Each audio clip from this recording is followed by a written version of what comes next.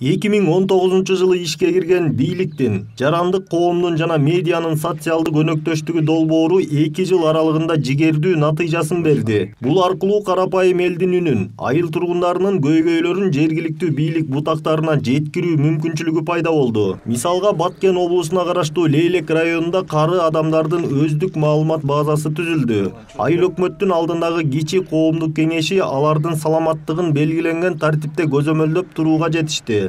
Бул иш мындан ары дагы улана бермекчи дейт Лейлек районунун Катыраң айыл аймагынын кичи коомдук кеңешинин төрагасы Сейдакмат Бапов. Андан сырткары аймактагы жакыр үй бүлөлөргө, майыптыгы бар адамдарга дагы социалдык кызматтарды алуусуна шарт түзүп беришкен. Ар бир ушул жанагыдай жакыр үй бүлөлөрдүн кээ бир маселелерини жергиликтүү азаматча башкаруу органдары менен коомдук кеңеш чогуу чечишке аракет кылдык. Ошондой эле биздин Катыраң айыл аймагында бир жакыр үй бүлө инвалид Жуманова Батма дегенди баягы интернатка тапшырдык Сүлүктүдөгү. Ошондой эле бир 21 жаштагы жакыр үй бүлөнүн инвалид баласыны жакында биз Кадамжайдагы ушу интернатка жайгаштырууга аракет кылбасабыз, жакында анын документтери турбосо ал дагы ушул жерде жайгашышка мүмкүнчүлүк түзүлүп жатат.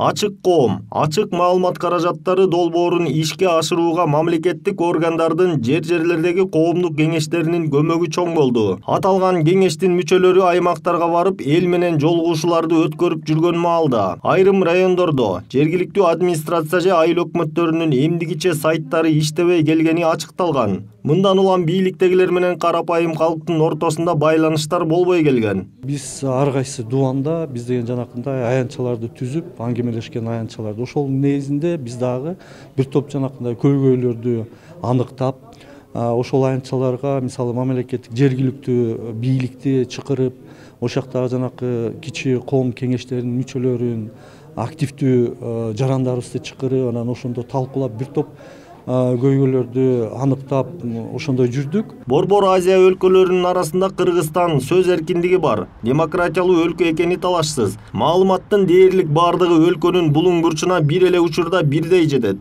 Анткени интернеттин заманы. Эл менен бийлик өкүлдөрүнүн ортосундагы байланыш алсызданып калганына COVID-19 илдети башкы себеп болууда дейт Эмгек, социалдык камсыздоо жана миграция министри Кудайберген Базарбаев. Биз ушул проектти колдоп келатканбыз и колдойбуз.